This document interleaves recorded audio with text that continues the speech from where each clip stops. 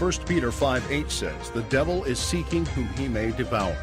Join Don Allen as he looks to make you undevourable.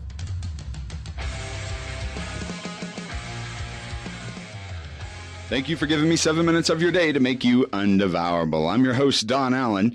Psalm 103, verses 1 through 5.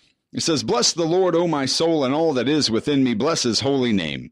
Bless the Lord, O my soul, and forget not all his benefits, who forgives all thine iniquities, who heals all thine diseases, who redeemeth thy life from destruction, who crowneth thee with loving kindness and tender mercies, who satisfies thy mouth with good things, so that your youth is renewed like the eagles." Bless the Lord. You know, when's the last time that you just stopped to bless the Lord? I think we've become so concerned with getting my blessing that we've forgotten to bless the Lord. Well, you're saying, well, how can I bless the Lord? Well, what blesses you?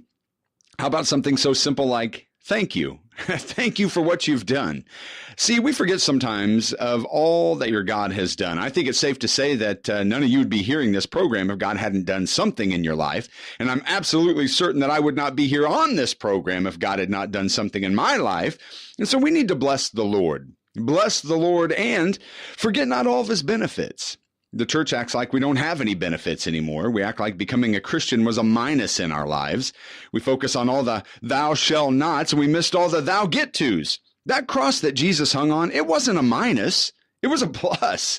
It was a plus for you and I. It added to our lives. It didn't subtract. Jesus won't take anything from you that he won't give you something better for in his place. Forget not all his benefits. We've forgotten the benefits of being a believer. We get so caught up in all the troubles and messes of life, we act like God doesn't see that. We act like that God isn't concerned with any of that, that somehow God is only into the numbers like the church. Well, how many seats can I fill? No, listen, your God did not send his son Jesus so that he could get you into heaven. He sent his son Jesus to get heaven into you. And it's time that we begin to realize the benefits of heaven right here on earth today. There's no waiting for what it is that God has for you. Jesus said, pray this way. Our Father who art in heaven, hallowed be thy name. Thy kingdom come, thy will be done on the earth as it is in heaven. Let me repeat that so you don't miss it now. Thy will be done on the earth as it is in heaven. There are benefits for the right now believer here on earth. It's the benefits of the expectation of heaven. Is there any sin that's not forgiven in heaven? Who forgives all thine iniquities. You know, iniquity is like a bruise. It's a bruise on the inside. God's dealing with the nature of sin, the very want to of sin. He's bypassing the fruit of sin because he wants to get down to the root of sin. You know, the church has become so distracted. We've become so taken with all the noise. We've become experts on the fruit and we refuse to deal with the root. We point a finger at the fruit and we say, look at that. Stop doing that. Stop drinking. You know, you can't stop drinking until you pluck up the root. Otherwise, you can pull off the fruit all you want, but eventually that thing will bear fruit again. So we've got to get down to the root, iniquities, that thing that propels us towards sin, that thing that the great apostle Paul said, when I do good, oh boy, evil is present. That thing that's causing you to sin. So many people are wrapped up on their latest sins and guilts and shames, and yet God says, I'll forgive all. Now that covers a bunch right there. But what if you cheated on your spouse? What if you stole from work? What if you cursed God's name and used it in vain? What if you killed somebody? What if you served the devil himself? God said, I will forgive all thine iniquities. He added no amendments to that statement that excluded homosexuals. He didn't say add any amendments that excluded transgenders. He didn't say I'll forgive everybody but the drug addicts. I'll forgive everyone but those that sold themselves into prostitution. I'll forgive all those except those that have been married 5 times. I can't forgive that pastor that had sex with the secretary. I can't forgive them. Friends, the reason that I'm mentioning those exact issues is because I've seen God grab a hold of people just like I mentioned, and he's forgiven them, and he has restored them, and he loves them. And those issues, drugs, homosexual, porn, cheating, fornication, selling yourselves for sex, even devil worship, I've seen God forgive and restore people involved in all of that, and now they're being used to reach others. God got to the root and gave them one of the benefits, forgiveness. And know this, God's giving always follows forgiving. See, this is what we've been so distracted by, the fruit. There are root issues that are behind every one of those behaviors, and the church excommunicates people because of the fruit. We come in and demand that they pick off the fruit and stop sleeping around, stop that drinking, stop that drug use, and we demand that they stop bearing fruit. And yet all we're doing is trying to make it look like something else because we've pulled the fruit off.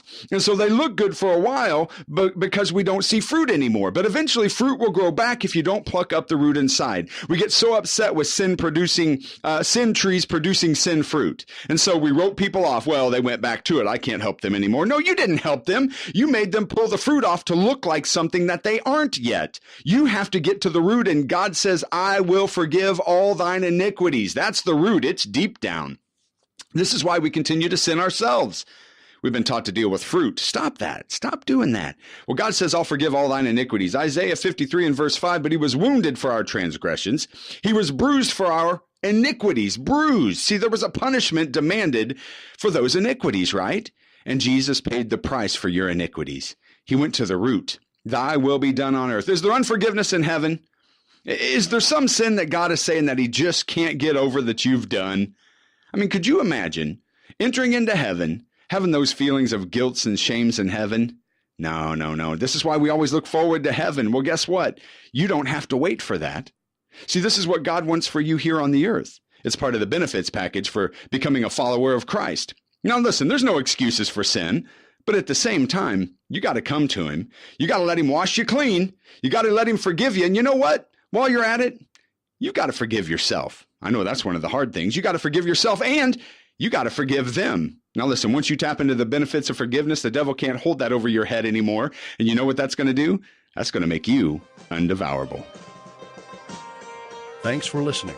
If you would like more information and resources on how to be undevourable, we invite you to check out our website. Go to www.TwoGuysAndABible.com. That's TWOGuysAndABible.com. You can also contact Don Allen directly for prayer. His email address is don@TwoGuysAndABible.com. Telephone is 573-216-1871.